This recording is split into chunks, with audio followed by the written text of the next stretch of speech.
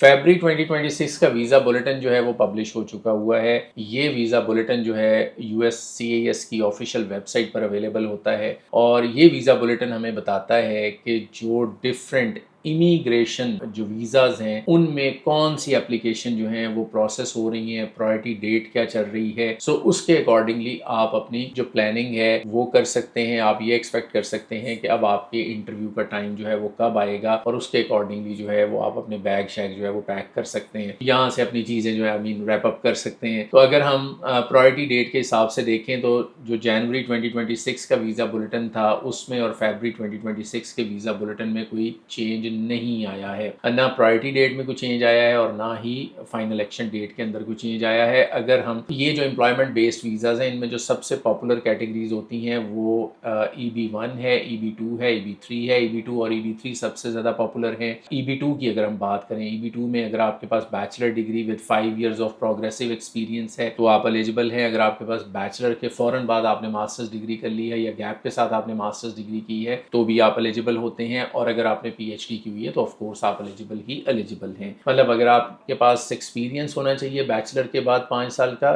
या अगर आपने मास्टर्स डिग्री की है या PhD की है और आपके पास कोई एक्सपीरियंस नहीं, दोनों सूरतों में आप एलिजिबल होते हैं। इसमें NIW का मतलब क्या होता है, नेशनल इंटरेस्ट वेवर प्रोग्राम, के आप US गवर्नमेंट को एक पटिशन सबमिट करते हैं जिसमें आप ये रिक्वेस्ट करते हैं कि आपको जॉब ऑफर का वेवर दिया जाए क्योंकि आपका जो ऑक्यूपेशन है वो काफ़ी डिमांड में है और आप उसके साथ एक प्रपोज्ड एंडेवर जो है वो सबमिट करते हैं कि आपका वहाँ पे आने का प्लान क्या है, उस वहाँ पर आकर आप करेंगे क्या, और जो भी आप करेंगे उसकी बेस के ऊपर जो है, चूँकि आपका ऑक्यूपेशन जो है वो डिमांड में चल रहा है इसलिए आपको जॉब ऑफ़र की जो है वो ऐसा ज़रूरत नहीं है क्योंकि EB2 जो सादा होता है उसमें जॉब ऑफ़र चाहिए होती है।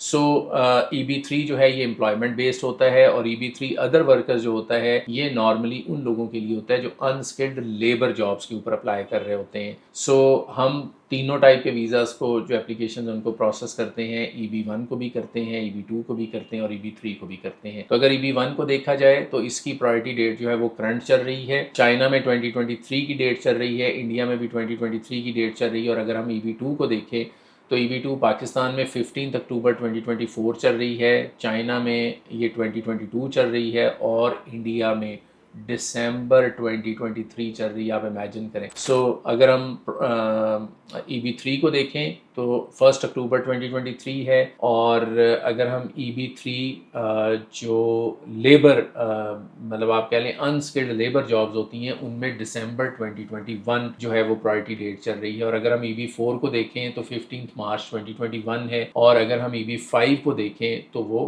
करंट है। तो ये सिनेरियो है। अगर हम इसकी फाइनल एक्शन डेट, ये प्रायोरिटी डेट होती है, फाइनल एक्शन डेट जो है ये होती है कि अब मतलब कौन से वो लोग हैं जो एक्सपेक्ट कर सकते हैं कि उनको किसी वक्त भी जो है वो इंटरव्यू कॉल आ सकती है।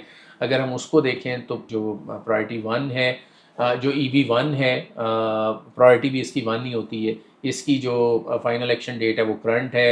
EB2 जो है वो 1 अप्रैल 2024 पे है, EB3 जो है वो 1 जून 2023 पे है और EB3 जो है वो अनस्किल्ड लेबर जॉब्स के लिए 1 सितंबर 2021 के ऊपर है और EB4 जो है वो 1 जनवरी 2021 है, जबकि 5th जो है EB5 जो है वो करंट चल रहा है।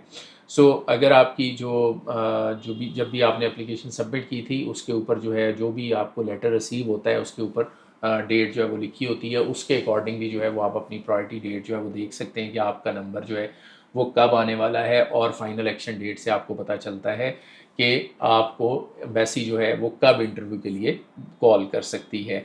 सो अगर आप जो है वो, और ये वीज़ा जो है ये बहुत अमेजिंग अपॉर्चुनिटी है क्योंकि डायरेक्ट ग्रीन कार्ड होता है ये USA का, मतलब इमिग्रेंट वीज़ा है और ये लगता है पाकिस्तान से भी लगता है, हमारे क्लाइंट्स के लगे हैं वीज़ाज़। और यूजली अगर EB2 या EB3 में पिटीशन अप्रूव हो जाए तो वीज़ा रिजेक्शन के चांसेस, अनलेस कि आप गलती करें, वीज़ा रिजेक्शन के चांसेस निल होते हैं।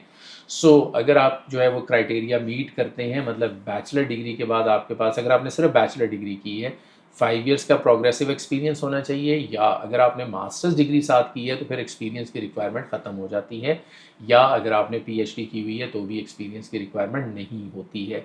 This is one of the best option, जिसमें 2 से ढाई साल के अंदर जो है वो आप यूएसए का ग्रीन कार्ड के लिए आपको मिल जाता है। सो अगर आप इस वीज़ा के अंदर इंटरेस्टेड हैं तो आप जो है वो हमसे कांटेक्ट कर सकते हैं, and we will process your application. Thank you.